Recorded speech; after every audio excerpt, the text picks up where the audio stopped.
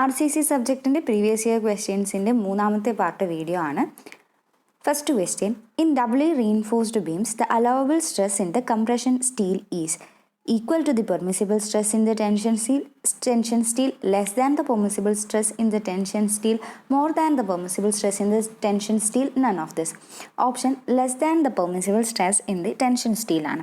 Doubly reinforced beam introduce ചെയ്യാനായിട്ട് രണ്ട് conditions ആണ് ഉള്ളത്. ഒന്നെന്ന് പറയുന്നത് നമുക്ക് ഓൾറെഡി ആ ഒരു ബീമിൻ്റെ സൈസ് തന്നിരിക്കുകയാണ്, അതിനകത്ത് റീഇൻഫോഴ്സ്മെൻറ്റ് ഡിസൈൻ ചെയ്യണം. അതായത് size of the beam is limited അല്ലെങ്കിൽ റെസ്ട്രിക്റ്റ് ചെയ്തിരിക്കുന്ന സമയത്താണ് ഒന്ന് ഡബ്ലി റീഇൻഫോഴ്സ്ഡ് ബീംസ് യൂസ് ചെയ്യുന്നത്. രണ്ടാമത്തെ കണ്ടീഷൻ എന്ന് പറയുന്നത്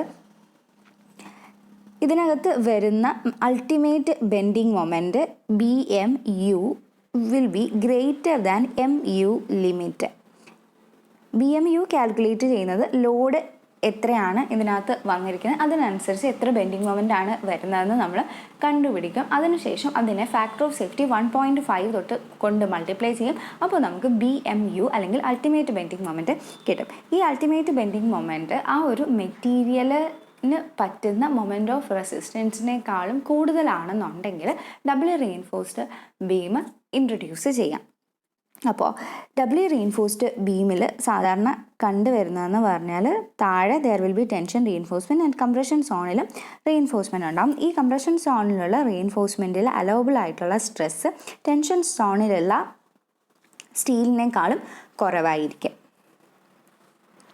Which one of the following sections of equal cross-sectional area can resist torsional moment of reinforced concrete beam?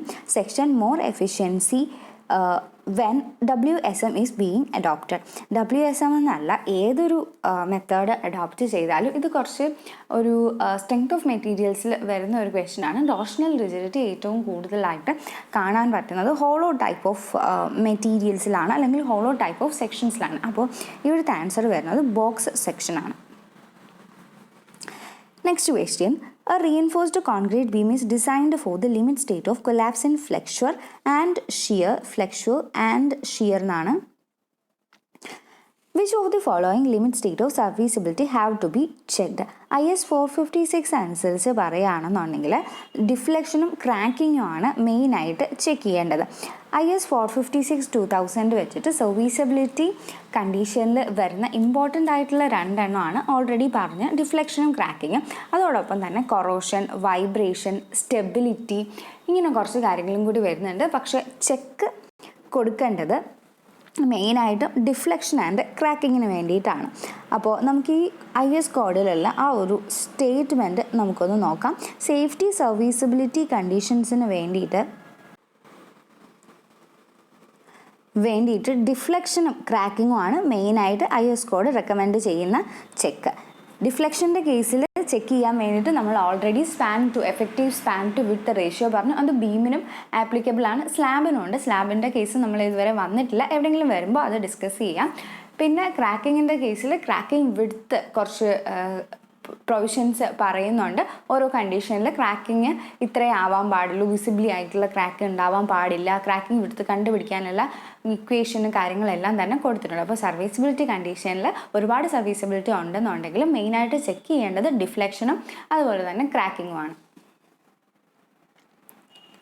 Next question, the loads to be taken corresponding to the limit state of strength, deflection and crack width are respectively. നമുക്കറിയാം limit state of strength limit state method എന്ന് പറയുന്നത് full ultimate ലോഡുമായിട്ട് ബന്ധപ്പെട്ടിട്ടുള്ളതാണ്. അപ്പോൾ ultimate ലോഡായി പിന്നെ പറയാനുള്ളത് serviceability conditions എപ്പോൾ വന്നാലും നമ്മൾ working ലോഡിൻ്റെ ബേസിസിലായിരിക്കും check ചെയ്യുന്നത്.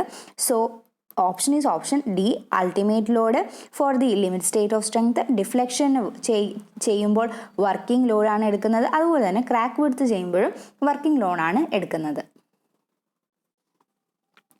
Next question, in RCC beam the side face reinforcement is provided if the depth of the beam is greater than. depth of the beam 750 mm കൂടുതലായിരിക്കുമ്പോഴാണ് അവിടെ side face reinforcement കൊടുക്കുന്നത്. ഈ condition എന്ന് പറയുന്നത് when there is no torsion in the ബീമാണ്. when there is no torsion in beam. If there is torsion, torsion ഉള്ള ബീമാണ് അല്ലെങ്കിൽ torsion effect ചെയ്യുന്ന ബീമാണെന്നാണെങ്കിൽ അതിൻ്റെ ഡെപ്ത് ഒരു ഗ്രേറ്റർ ദാൻ 450 mm ആവുമ്പോൾ തന്നെ സൈഡ് ഫേസ് റീഇൻഫോഴ്സ്മെൻറ്റ് കൊടുക്കണം. അപ്പോൾ എന്താണ് സൈഡ് ഫേസ് റീഇൻഫോഴ്സ്മെൻറ്റ് എന്ന് നോക്കിക്കഴിഞ്ഞാൽ ഇതൊരു നല്ല ഡെപ്ത് ഉള്ള ഒരു ബീമാണ്. ഇതിൻ്റെ ഹൈറ്റ് ഗ്രേറ്റർ ദാൻ 750 ആയപ്പോൾ ഇതുപോലെ സൈഡ് ഫേസ് റീഇൻഫോഴ്സ്മെൻറ്റ് കൊടുത്തു. സാധാരണ സൈഡ് ഫേസ് റീഇൻഫോഴ്സ്മെൻറ്റ് കൊടുക്കുന്നത് 0.1% ഓഫ് ദി ഏരിയ ആണ് സൈഡ് ഫേസ് റീഇൻഫോഴ്സ്മെൻറ്റ് കൊടുക്കുന്നത്. 0.1% ഓഫ് ഏരിയ. ഓക്കെ, അതാണ് സൈഡ് ഫേസ് റീഇൻഫോഴ്സ്മെൻറ്റ് സാധാരണഗതിയിൽ കൊടുക്കാറുള്ളത്. Next question, modular ratio M for M20 concrete. M20 കോൺക്രീറ്റിൻ്റെ മോഡുലാർ റേഷ്യോ 13 ആണ്. It is actually 13.33. ലാസ്റ്റ് ക്ലാസ്സിൽ പറഞ്ഞതുപോലെ M is equal to 280 divided by 3 sigma CBC ആണ്. Where sigma CBC is the permissible compression in bending for concrete. M20ക്ക് ഇത് 7 ആണ്. Last ക്ലാസ്സിൽ ഒരു full table ആയിട്ട് ഇത് പറഞ്ഞതാണ്. The maximum reinforcement area for tension reinforcement shall not exceed. Tension റീഇൻഫോഴ്സ്മെൻറ്റിൻ്റെ കാര്യം എടുത്ത് പറയണമെന്നുണ്ടെങ്കിൽ ഇത് ബീമിൻ്റെ കേസാണ്. ബീമിൻ്റെ കേസിലാണ് നമുക്ക് കോഡൽ പ്രൊവിഷൻ ഉള്ളത്. Maximum area for tension, maximum area for compression പറഞ്ഞിട്ടുള്ളത്. അത് എപ്പോഴും 4% of the area of the cross section ആയിരിക്കും. ടെൻഷൻ റീഇൻഫോഴ്സ്മെൻറ്റ് ആയാലും കംപ്രഷൻ റീഇൻഫോഴ്സ്മെൻറ്റ് ആയാലും maximum area in the beam എന്ന് പറയുന്നത് 4% ആണ്. In limit state design, the compressive strain in beam is limit state of design compressive strain maximum compressive strain ആണെന്ന് വിചാരിക്കുക. It is 0.0035. Wide width of the flange for T beam is taken. Last ക്ലാസ്സിൽ ഇത് പറഞ്ഞതുകൊണ്ടാണ് options ഒന്നും include ചെയ്യാവുന്നത്. ഒരു isolated ആയിട്ടുള്ള ഒരു T beam ആണെന്ന് നമുക്ക് അസ്യൂം ചെയ്യാം. ഐസൊലേറ്റഡ് ആയിട്ടുള്ള ഒരു ടി ബീം, ഇതിൻ്റെ width of the beam small b ആണ്. ഇതിൻ്റെ width of the web BW, depth of the flange DF.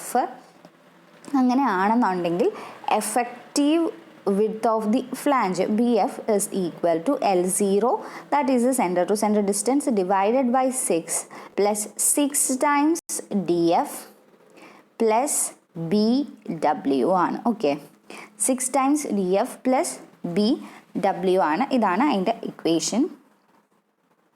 Last ക്ലാസ്സിൽ പറഞ്ഞതാണ്. Estimate of the tensile strength of the compressive strength of the concrete is estimated by. Tensile സ്ട്രെങ്ത്തിൻ്റെ അളക്കാനുള്ള ഒരു ഫാക്ടറാണ് modulus of rupture അല്ലെങ്കിൽ FCR എന്ന് പറയുന്നത്. So FCR equal to 0.7 square root of FCK.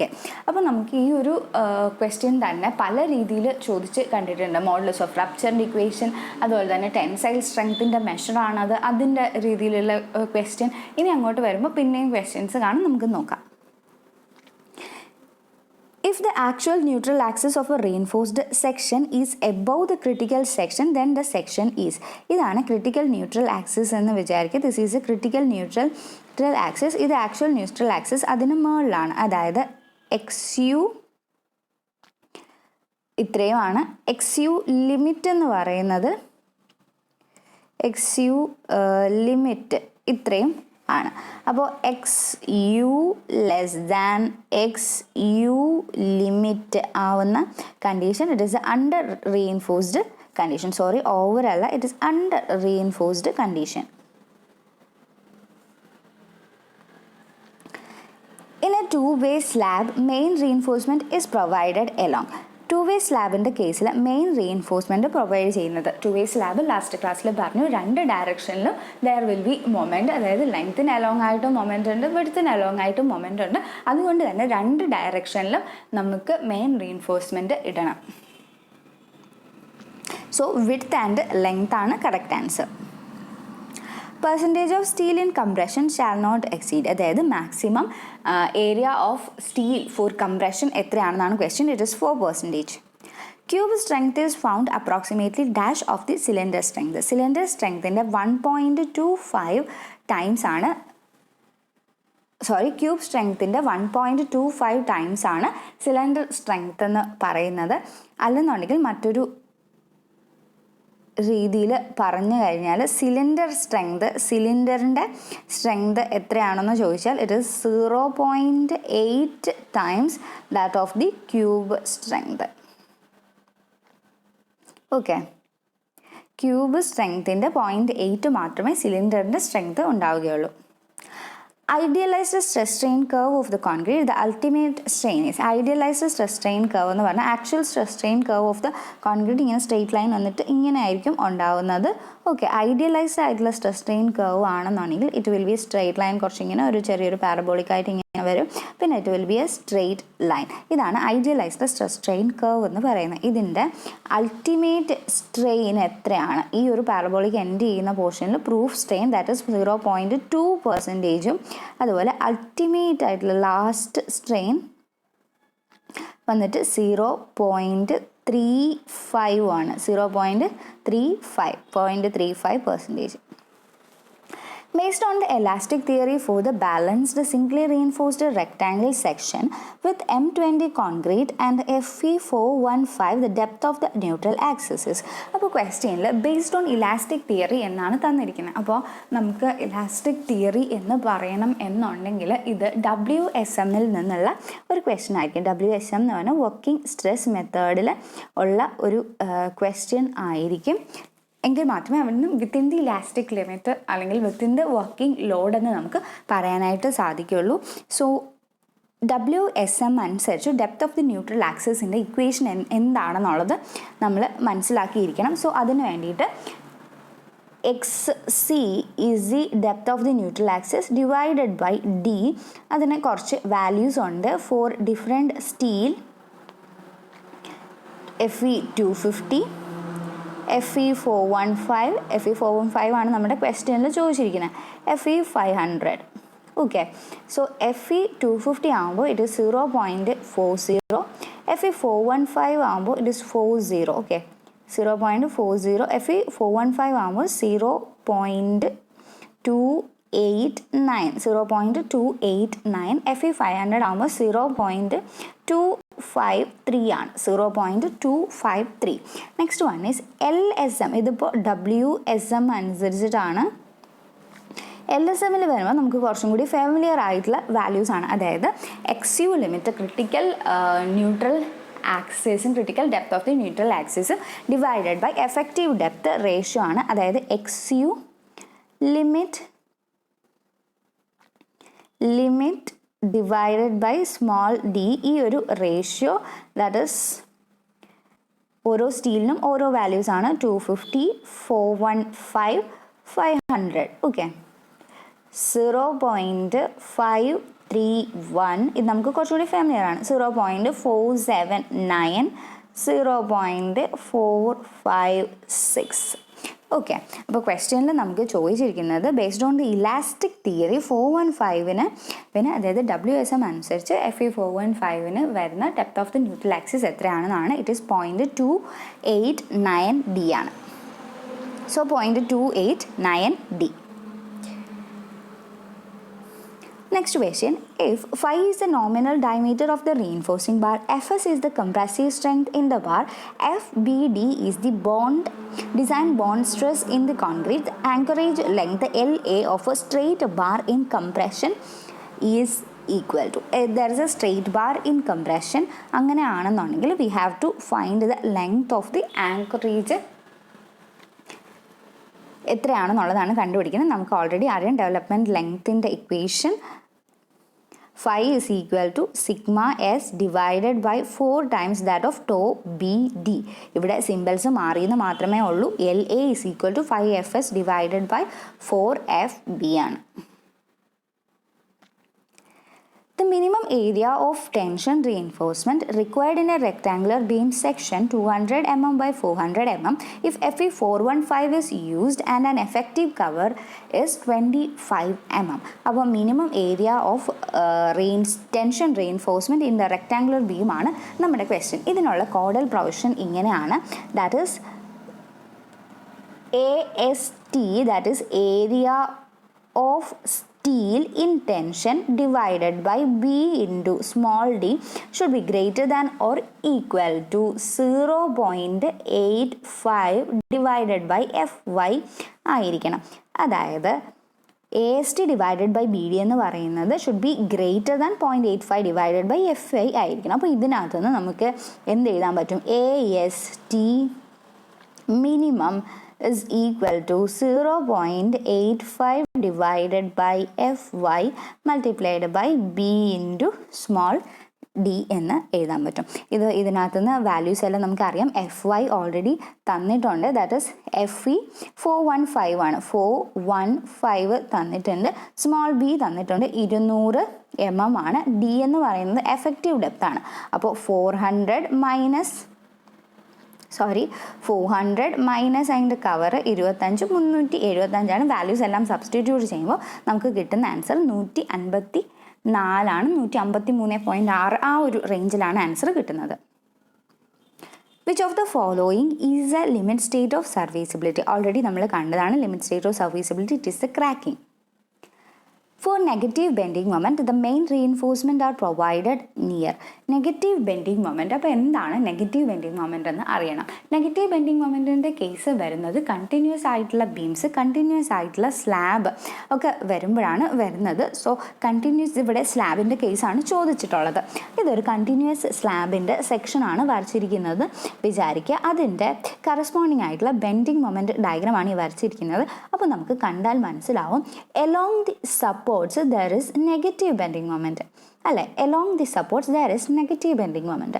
അപ്പോൾ ഇതിൻ്റെ ഡിഫ്ലക്ഷൻ എങ്ങനെയായിരിക്കും എന്നൊന്ന് നോക്കിക്കഴിഞ്ഞാൽ, സപ്പോർട്ടിൽ വരുമ്പോൾ ഇത് ജസ്റ്റ് ഞാൻ ഒരു ലൈനായിട്ട് ഇമാജിൻ ചെയ്യുകയാണ്. നമ്മുടെ വോൾ സ്ലാബിനെ ഞാനൊരു ലൈനായിട്ട് ഡിനോട്ട് ചെയ്യുകയാണ് വരയ്ക്കാനുള്ള എളുപ്പത്തിന്. അപ്പോൾ പോസിറ്റീവ് ബെൻഡിങ് മൊമെൻറ്റ് സൂചിപ്പിക്കുന്നത് ആ ഒരു പോർഷനിൽ there will be sagging of the slab. ഇവിടെയും പോസിറ്റീവാണ്, അതുകൊണ്ട് തന്നെ ഈ ഒരു പോർഷനിൽ വന്നിട്ട് സാഗിങ് ആയിരിക്കും. എന്താണ് ഇത്രയും പോർഷൻ വരെ it will be sagging of the beam. പക്ഷേ സപ്പോർട്ട്സിനടുത്ത് നമ്മൾ നോക്കുകയാണെന്നുണ്ടെങ്കിൽ it is negative bending moment. Negative bending moment സൂചിപ്പിക്കുന്നത് there is a hogging of the beam. ബീമിൻ്റെ ഹോഗിങ് ആണ് നടക്കുന്നത് എന്നാണ് സൂചിപ്പിക്കുന്നത്. നെഗറ്റീവ് ബെൻഡിങ് മൊമെൻറ്റ് സൂചിപ്പിക്കുന്നത് there is a hogging of the beam. അപ്പോൾ ഇത് ഒരു ലൈൻ ഡയഗ്രാം പോലെ സ്ലാബ് നമ്മൾ വരച്ചു എന്നേ ഉള്ളൂ. അപ്പോൾ ഈ ഒരു സ്ലാബിനെ നമ്മൾ തിക്നെസ്സായിട്ട് വരയ്ക്കുകയാണെന്നുണ്ടെങ്കിൽ ഇവിടെ സപ്പോർട്ടാണ്, അതാണ് ഇവിടെ അടുത്ത സപ്പോർട്ട്. അപ്പോൾ ഈ ഒരു പോർഷനിൽ വരുമ്പോൾ ഇതതിൻ്റെ ന്യൂട്രൽ ആക്സിസ് ആണെന്ന് ജസ്റ്റ് ഇമാജിൻ ചെയ്യുക. ഓക്കെ, അപ്പോൾ ഇത്രയും ഏരിയയിൽ നെഗറ്റീവായിട്ടുള്ള ബെൻഡിങ് മൊമെൻ്റ് ആണ്. നെഗറ്റീവ് ബെൻഡിങ് മൊമെൻ്റ് എന്ന് പറഞ്ഞാൽ ഈ ബീം അല്ലെങ്കിൽ ഈ സ്ലാബ് ഇങ്ങനെയാണ് ഡിഫ്ലക്റ്റ് ചെയ്യുന്നത്. ഇങ്ങനെ ഡിഫ്ലക്റ്റ് ചെയ്യുമ്പോൾ it will be tension on the top and compression on the bottom. Obviously ടെൻഷനുള്ള സ്ഥലത്താണ് നമ്മൾ സ്റ്റീൽ റീഇൻഫോഴ്സ്മെൻറ്റ് കൊടുക്കുന്നത്. അതുകൊണ്ട് ടോപ്പിലായിരിക്കണം സ്റ്റീൽ റീഇൻഫോഴ്സ്മെൻറ്റ് കൊടുക്കുന്നത് നിയർ ദ സപ്പോർട്ട്, ബിക്കോസ് അവിടെ നെഗറ്റീവായിട്ടുള്ള ബെൻഡിങ് മൊമെൻ്റ് ആണ്. പക്ഷേ എലോങ് ദി ഈ ഒരു വിഡ്ത്ത് വന്നിട്ട് നോർമലായിട്ട് ഇതുപോലെ സാഗാണ് ചെയ്യുന്നത്. അതായത് ടെൻഷൻ താഴെയും കംപ്രഷൻ മുകളിലുമായിരിക്കും. അപ്പോൾ അതുകൊണ്ട് ബോട്ടം ഓഫ് ദ സ്ലാബിലായിരിക്കും അവിടെ റീഇൻഫോഴ്സ്മെൻറ്റ് കൊടുക്കേണ്ടത്. സപ്പോർട്ട്സിൽ വരുമ്പോൾ പിന്നെയും നേരെ തിരിച്ച് നെഗറ്റീവ് ബെൻഡിങ് മൊമെൻ്റ് ആണ്. അതുകൊണ്ട് ടോപ്പിൽ വേണം റീഇൻഫോഴ്സ്മെൻറ്റ് കൊടുക്കാൻ വേണ്ടിയിട്ട്. സോ ഇവിടുത്തെ answer top of the slab എന്നാണ്. Deflection can be controlled by using. Already നമ്മൾ ഡിസ്കസ് ചെയ്താണ്. ഡിഫ്ലക്ഷൻ കൺട്രോൾ ചെയ്യാനായിട്ട് IS കോഡ് 456 റെക്കമെൻഡ് ചെയ്യുന്നത് there should be a limit for span to effective depth ratio. A section in which concrete is not stressed to its permissible value when the stress in the steel reaches its maximum value. സ്റ്റീലിൻ്റെ maximum സ്ട്രെസ്സിൽ എത്തുകയും concrete അതിൻ്റെ സ്ട്രെസ്സിൽ എത്താതിരിക്കുകയും ചെയ്യുന്ന condition it is A under reinforced condition. Okay, under reinforced കണ്ടീഷനാണ്. The stripping time for formwork of props of the beam having span more than 6 meter. 6 മീറ്ററിനേക്കാളും ഉള്ള ബീംസിൻ്റെ കേസിൽ form work remove ചെയ്യാനായിട്ട് എത്ര ദിവസം വേണം? അതാണ് ഏറ്റവും കൂടുതൽ മാക്സിമം ആയിട്ട് ഡേയ്സ് വേണ്ടത്. That is 21 days. ഈ സ്ട്രിപ്പിംഗ് ടൈമിൻ്റെ കേസിൽ കുറേ തെറ്റുകൾ വരാറുണ്ട്. അപ്പോൾ അതായത് ബിൽഡിംഗ് എസ്റ്റിമേഷൻ കോസ്റ്റിംഗ് ആൻഡ് വാലുവേഷൻ്റെ ടെക്സ്റ്റ് ബുക്ക് നോക്കിക്കഴിഞ്ഞാൽ കുറച്ച് വാല്യൂസ് അങ്ങോട്ടും ഇങ്ങോട്ടും മാറ്റി കൊടുത്തിരിക്കുന്ന കാണാം. പക്ഷെ നമുക്ക് മെയിനായിട്ട് IS കോഡിലുള്ള പ്രൊവിഷൻസ് നമുക്ക് ഫോളോ ചെയ്യാം. That is IS 456 2000 different types of form വർക്കും തന്നിട്ടുണ്ട്. അതുപോലെ minimum period before striking the form വർക്കും തന്നിട്ടുണ്ട്. ഫസ്റ്റ് കണ്ടീഷൻ തന്നിരിക്കുന്നത് the vertical form work to the column walls and beams. Columns walls beams വരുമ്പോൾ അതിൻ്റെ വെർട്ടിക്കൽ ഫോം വർക്ക് എത്ര സമയത്തിനുള്ളിൽ റിമൂവ് ചെയ്യാം? ഇറ്റ് ഇസ് 16 to 24 hours ആണ്. 16 to 24 hours. നെക്സ്റ്റ് വൺ വന്നിട്ട് soft foam work for slab remove ചെയ്യാൻ വേണ്ടിയിട്ടുള്ള സമയം. അതിനുശേഷം ഈ പ്രോപ്സ് എടുത്ത് തിരിച്ച് ഫിറ്റ് ചെയ്യും. പ്രോപ്സ് റിമൂവ് ചെയ്യുന്നില്ല, സോഫ്റ്റ് പോർഷനിലുള്ള ഫോം വർക്ക് മാത്രമേ റിമൂവ് ചെയ്യുന്നുള്ളൂ. For the slabs it is 3 days. Beams ആണെന്നുണ്ടെങ്കിൽ സോഫ്റ്റ് റിമൂവ് ചെയ്യാൻ വേണ്ടിയിട്ട് 7 days ആണ് വേണ്ടത്. ഇനി പ്രോപ്സ് റിമൂവ് ചെയ്യാനുള്ള കണ്ടീഷൻസ് നോക്കാം. If the slab has A span less than 4.5 meter, അങ്ങനെയാണെങ്കിൽ 7 days നമ്മൾ 7th day ആകുമ്പോഴേക്കും നമുക്ക് പ്രോപ്സ് റിമൂവ് ചെയ്യാം. If the span is greater than 4.5 meter 14 days ആണ് അതിൻ്റെ കണ്ടീഷൻ.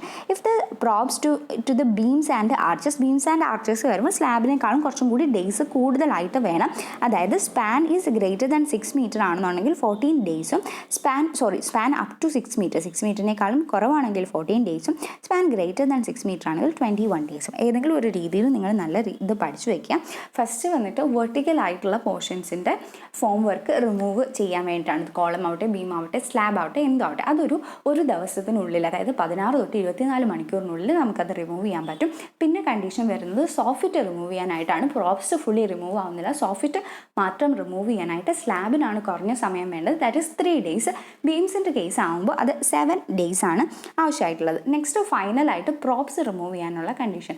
സ്ലാബിന് കുറച്ച് സമയവും ബീമിന് കൂടുതൽ സമയവും വേണം. ഇപ്പോൾ സ്ലാബിൻ്റെ കേസിൽ 4.5 meterനേക്കാളും കുറവാണ് ആ സ്ലാബിൻ്റെ സ്പാൻ എന്നുണ്ടെങ്കിൽ ഒരു 7 ദിവസം കൊണ്ട് നമുക്ക് റിമൂവ് ചെയ്യാം.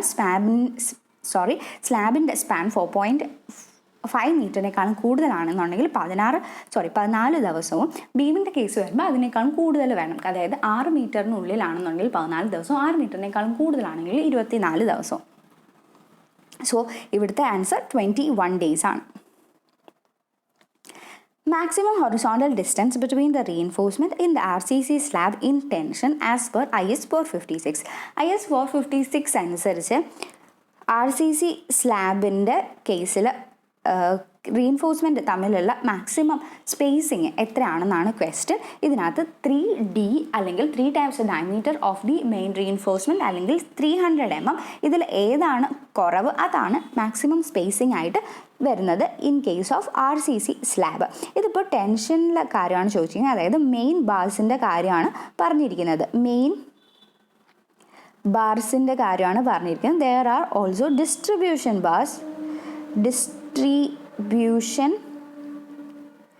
Bars in the slab.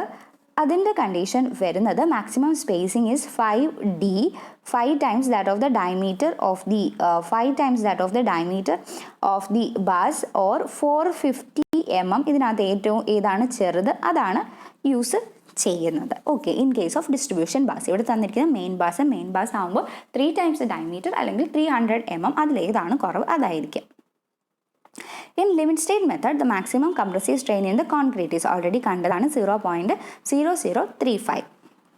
In a singly reinforced beam, if the concrete is stressed to its allowable limit earlier than the steel section, it is said to be. Concrete അതിൻ്റെ allowable ലിമിറ്റിലേക്ക് എത്തി, പക്ഷേ steel അതിൻ്റെ allowable ലിമിറ്റിലേക്ക് എത്തിയിട്ടില്ല. It is a over reinforced beam. For simply supported beam, the maximum deflections permitted is actually ഈ ഒരു question വന്നിട്ട് സ്റ്റീലിലെ ഒരു question ആണ്, സ്റ്റീൽ സ്ട്രക്ചേഴ്സിലെ ക്വസ്റ്റ്യൻ ആണ്. ഇതിനകത്ത് അറിയാതെ ഇൻക്ലൂഡ് ആയിപ്പോയതാണ്. It is 1 divided by 3 to 5 of the span ആണ് maximum deflection permitted in a simply supported steel beam. 1 divided by 3 to 5. Under reinforced section is preferred over reinforced section because of. എന്തുകൊണ്ട് under reinforced section prefer ചെയ്യുന്നു? Under reinforced സെക്ഷൻ്റെ condition എന്ന് പറയുന്നത് തന്നെ steel ആദ്യമേ അതിൻ്റെ permissible സ്ട്രെസ്സിൽ എത്തുകയും concrete അപ്പോഴും അതിൻ്റെ മാക്സിമം സ്ട്രെസ്സിൽ എത്താതിരിക്കുകയും ചെയ്യുകയാണെന്നുണ്ടെങ്കിൽ അതിന് അണ്ടർ റീഇൻഫോഴ്സ്ഡ് സെക്ഷൻ എന്ന് പറയും. ആ ഒരു രീതിയിലാണ് നമ്മൾ ഡിസൈൻ ചെയ്യുന്നത്. അത് കൊണ്ട് ഉള്ള പ്രയോജനം എന്താണെന്ന് പറഞ്ഞാൽ സ്റ്റീൽ അതിൻ്റെ സ്ട്രെസ്സിൽ എത്തുമ്പോഴേക്കും സ്റ്റീലിന് ചുറ്റും ഇരിക്കുന്ന അതിൻ്റെ കോൺക്രീറ്റ്, അതിനെ പിടിച്ചിരിക്കുന്ന കോൺക്രീറ്റ് എന്താണെന്ന് വെച്ചാൽ പാളിയായിട്ട് നമ്മളിങ്ങനെ ഇളകി പോകുന്നതായിട്ട് നമുക്ക് കാണാനായിട്ട് സാധിക്കും. അപ്പോൾ ഒരു ഡക്റ്റൈൽ ടൈപ്പ് ഓഫ് ഫെയിലിയർ ഉണ്ടാവാനായിട്ട് അണ്ടർ റീഇൻഫോഴ്സ്ഡ് സെക്ഷൻ നമ്മളെ സഹായിക്കും. അപ്പോൾ ഇങ്ങനെ പാളി ഇളകി പോകുന്നത് കാണുമ്പോൾ തന്നെ നമുക്കൊരു വാർണിംഗ് സൈനാണ് കിട്ടുന്നത്. ഈ ബീം ഫെയിൽ ആവുകയാണ് എന്നൊരു വാർണിംഗ് സൈനാണ് കിട്ടുന്നത്. ഇപ്പോൾ ഓവർ റീഇൻഫോഴ്സ്ഡ് ആയിട്ടാണ് നമ്മളൊരു സെക്ഷനെ എപ്പോഴും ഡിസൈൻ ചെയ്യുന്നതെങ്കിൽ ഒരിക്കലും ഓവർ റീഇൻഫോഴ്സ്ഡ് ആയിട്ട് നമ്മൾ സെക്ഷനെ ഡിസൈൻ ചെയ്യാറില്ല. അപ്പോൾ ഓവർ റീഇൻഫോഴ്സ്ഡ് ആയിട്ടാണ് ചെയ്യുന്നതെങ്കിൽ ആദ്യമേ കോൺക്രീറ്റ് ഫെയിലാവും. കോൺക്രീറ്റ് എന്ന് പറയുന്നത് കംപ്ലീറ്റ്ലി ഒരു ബ്രിട്ടിൽ ആയിട്ടുള്ള ഒരു മെറ്റീരിയലാണ്. അത് ഫെയിലായി അത് പൊളിഞ്ഞു കഴിയുമ്പോൾ മാത്രമേ ഒരു സഡൻ ഫെയിലിയർ ആയിരിക്കും ഉണ്ടാകുന്നത്. അപ്പോൾ മാത്രമേ നമുക്ക് അറിയാൻ സാധിക്കുള്ളൂ ഈ ബീം ഫെയിൽ ആയിട്ടുണ്ട്. അപ്പോൾ നമുക്ക് പിന്നെ ഫുള്ളി ഫെയിലായി കഴിഞ്ഞിട്ട് പിന്നെ ഇതിനെ റിട്രോഫിറ്റ് ചെയ്യാനോ അതൊക്കെ ഭയങ്കര പാടാണ്. ചില കേസുകളിൽ അത് സാധിക്കില്ല. അപ്പോൾ അതുകൊണ്ട് ആണ് നമ്മളെപ്പോഴും അണ്ടർ റീഇൻഫോഴ്സ്ഡ് സെക്ഷൻ പ്രിഫർ ചെയ്യുന്നത്. സോ ഇതിന് മെയിനായിട്ടുള്ള reason is brittle property of the concrete കാരണമാണ് അണ്ടർ റീഇൻഫോഴ്സ്ഡ് സെക്ഷൻ യൂസ് ചെയ്യുന്നത്.